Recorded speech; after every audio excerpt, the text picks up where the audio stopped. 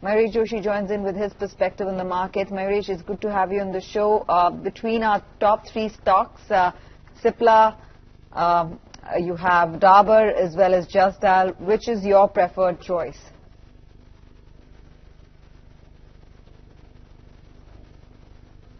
Morning, Tanveer. No, again, I think the pharma and FMCG universe earnings will be closely monitored and watched out for.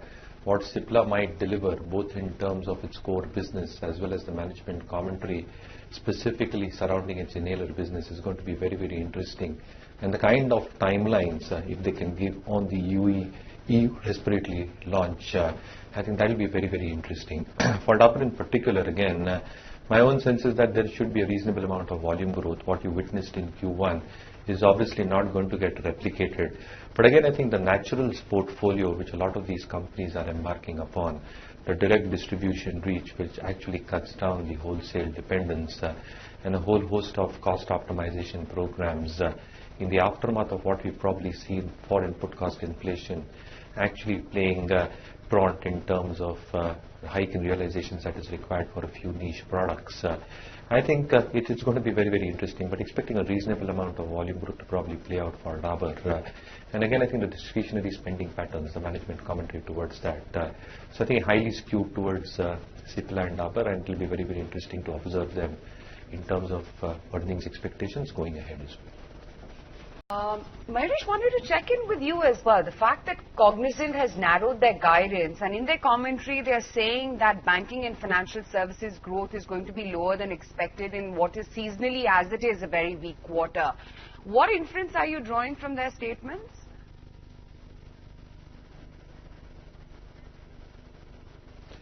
Morning, Aisha. So obviously, I think the guidance from Cognizant, specifically on the BFSI vertical, might act as a dampener for the IT index as a whole. But let's get to what the management commentaries for our own players have stated. So TCS, Infosys, where BFSI actually accounts for 31-32 odd%.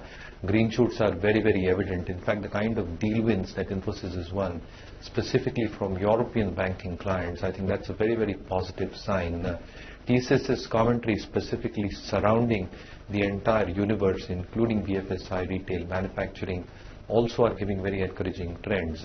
So again, the kind of investments that these companies have done in the digital sphere and the kind of TCVs that they're probably winning, I think it's going to be margin accretive. At the same time, I think the employee pyramid structure, both in terms of utilization, is actually moving higher, and a control on attrition is probably going to take a huge effect in terms of earnings improving gradually. Yes, you're entering into a weak phase, a lot of furloughs, working holidays in Q3, and a lot of discretionary demand patterns to be decided by a lot of these sectors in Q4. But I think the management commentaries are setting these companies on a strong footing. So top tier companies is something that we continue to like. Infosys, TCS, HCL Tech, Tech Mahindra again was a good margin beat. Midcap IT largely has disappointed, except NIT Tech, where the commentary was very, very positive. Mayuresh, you know, we were talking about Tech Mahindra's numbers yesterday and what brokerages are making of the earnings, and then Cognizant came in and narrowed its full year guidance. What is the outlook for IT in specific? What are your top two high conviction ideas within the IT pack?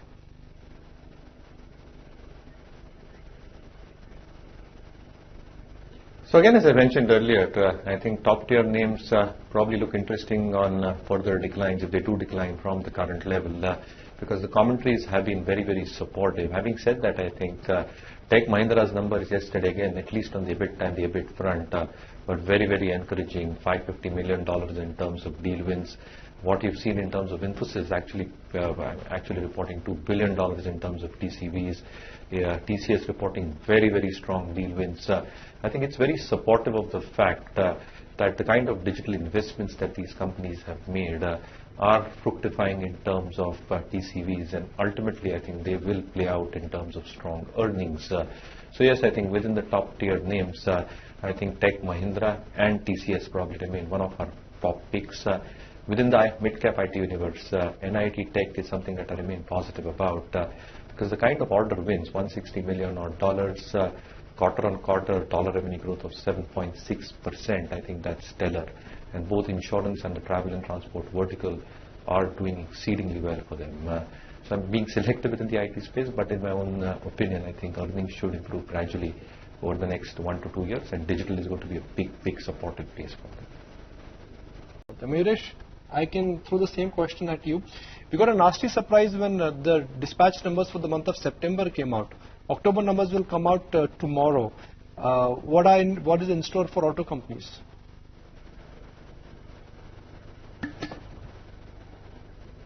No, so morning, Nikunj. Again, I think the kind of softness that we've seen in reported numbers and what we're probably hearing in terms of the inventory built up at the dealer end, couple that up with the discounts that are being offered, the schemes that Bajaj Auto, for example, came out with 555.